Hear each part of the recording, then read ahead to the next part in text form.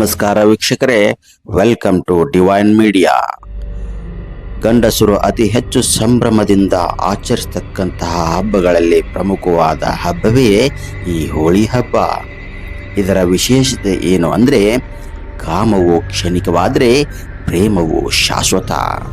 ಕಾಮ ದೈಹಿಕವಾದರೆ ಪ್ರೇಮ ಮಾನಸಿಕ. ನಮ್ಮ ಅಂತರಂಗ ಮತ್ತು ಬಹಿರಂಗದ ಸುದ್ದಿಯಿಂದ ಕಾಮವನ್ನು ನಿಗ್ರಹಿಸಿ ಪ್ರೇಮವನ್ನು ಸಾಕ್ಷಾತ್ಕಾರಗೊಳಿಸಿಕೊಳ್ಳುವ ಮೂಲಕ ಬದುಕನ್ನು ಕಂಡುಕೊಳ್ಳುವ ಪರಿಯೇ ಕಾಮದಹನದ ಹೋಳಿ ಹಬ್ಬ. ಹೌದು, ಹೋಳಿಯ ಇತಿಹಾಸವನ್ನು ಕೆದಕ್ತಾ ಹೋದರೆ ಮೈ ನೆವರೇಳುತ್ತೆ. ಯಾಕಂದರೆ ಹಿಂದೆ ತಾರಕಾಸುರನೆಂಬ ಮಹಾನ್ ರಾಕ್ಷಸನು ತನಗೆ ಯಾರಿಂದಲೂ ಮರಣ ಬಾರದಿರಲಿ, ಅಂದರೆ ಬಂದರೂ ಕೂಡ ಅದು ಶಿವನಿಗೆ ಜನಿಸಿದ 7 ದಿನದ ಶಿಶುವಿನಿಂದ ಮಾತ್ರ ಬರಲಿ ಎಂಬ ವರವನ್ನು ಪಡೆದಿರ್ತಾನೆ. ಇತ್ತ ಅವನ ಉಪಟಳ ಹೆಚ್ಚಾಗಿದ್ದರಿಂದ ಭೋಗ ಸಮಾಧಿಯಲ್ಲಿದ್ದ ಶಿವನನ್ನು ಜಾಗೃತಗೊಳಿಸಲು ರತಿಕಾಮರನ್ನು ದೇವತೆಗಳು ಬೇಡಿಕೊಳ್ತಾರೆ, ಪ್ರಾರ್ಥಿಸ್ತಾರೆ, ಅವರಲ್ಲಿ ಕಾಮವನ್ನು ಬಿತ್ತುವಂತೆ. ಆದರೆ ಭೋಗ ಸಮಾಧಿಯಲ್ಲಿದ್ದ ಶಿವಪಾರ್ವತಿಯರ ಜೊತೆ ಸಮಾಗಮ ಹೊಂದಲು ಸಾಧ್ಯವಿರಲಿಲ್ಲ. ಆಗ ದೇವತೆಗಳು ಪಾರ್ವತಿಯಲ್ಲಿ ಮೋಹ ಹೊಂದುವಂತೆ ಮಾಡಲು ಕಾಮನಲ್ಲಿ ಬೇಡಿಕೊಳ್ತಾರೆ. ಕಾಮ ಅಂದರೆ ಮನ್ಮಥ ಮತ್ತು ಅವನ ಪತ್ನಿ ರತಿದೇವಿ ಈ ಸತ್ಕಾರ್ಯಕ್ಕೆ ಒಪ್ತಾರೆ. ಈ ವೇಳೆ ಭೋಗ ಸಮಾಧಿಯಲ್ಲಿದ್ದ ಶಿವನಿಗೆ ಹೂಬಾಣಗಳಿಂದ ಹೊಡೆದು ಸಮಾಧಿಯಿಂದ ಎಚ್ಚರಿಸೋಕೆ ಪ್ರಯತ್ನ ಮಾಡ್ತಾರೆ. ಇದರಿಂದ ಕುಪಿತಗೊಂಡ ಶಿವನು ತನ್ನ 3ನೇ ಕಣ್ಣಿನಿಂದ ಕಾಮನನ್ನು ಸುಟ್ಟು ಭಸ್ಮ ಮಾಡ್ತಾನೆ.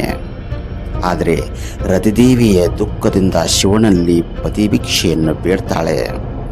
ಶಾಂತಗೊಂಡಂಥ ಶಿವನು ಪತ್ನಿಯೊಡನೆ ಮಾತ್ರ ಶರೀರಿಯಾಗುವಂತೆ ಕಾಮನಿಗೆ ಹೊರಕೊಡ್ತಾನೆ. ಲೋಕ ಕಲ್ಯಾಣಕ್ಕಾಗಿ ಮನ್ಮಥನು ಅನಂಗನಾಗ್ತಾನೆ. ಈ ಘಟನೆ ನಡೆದದ್ದು ಫಾಲ್ಗುಣ ಶುದ್ಧ ಪೂರ್ಣಿಮೆಯಂದು. ಆದ್ದರಿಂದ ಈ ದಿನವನ್ನು ಕಾಮಣ್ಣನೆಂದು ಗ್ರಂಥಗಳ ಪ್ರಕಾರ ಈ ಹೋಳಿ ಹಬ್ಬದ ಸಂದೇಶವೇನೆಂದರೆ, ಕೆಟ್ಟದ್ದನ್ನು ಸುಟ್ಟು ಬಿಡುವುದು.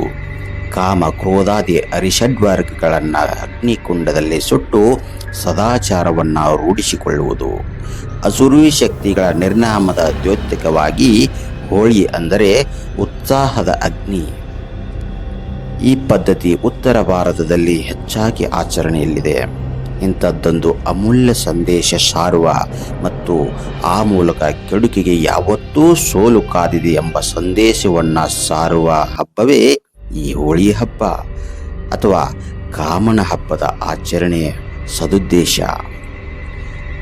ಇಂದು ಕಾಮನ ಪ್ರತಿಷ್ಠಾಪನೆ ಗ್ರಾಮೀಣ ಪ್ರದೇಶದಲ್ಲಿ ಬಹಳ ವಿಜೃಂಭಣೆಯಿಂದ ಜರುಗುತ್ತೆ.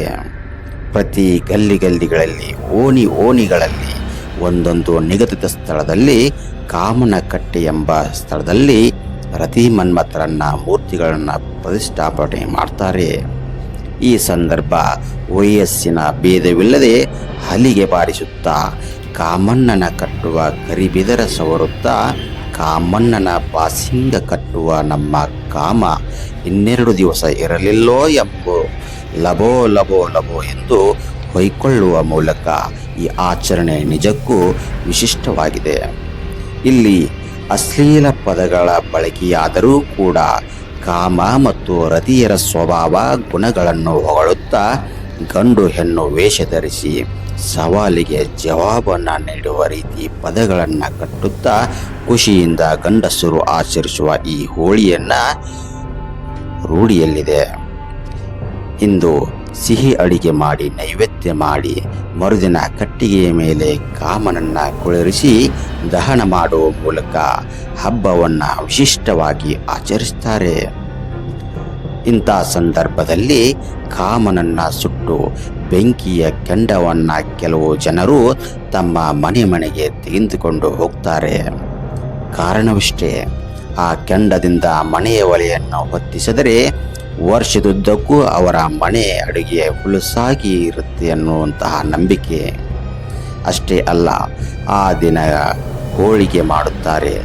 ಅದನ್ನು ಹೆಂಗಸರು ಹೇಳುವ ರೀತಿ ಹೀಗಿದೆ: ಹೊಯ್ಕೊಂಡ ಬಾಯಿಗೆ ಹೋಳಿಗೆ ತುಪ್ಪ ಎಂದು ಚೇಷ್ಟೆ ಮಾಡಿ ಉಣಬಡಿಸುವ ಪದ್ಧತಿ.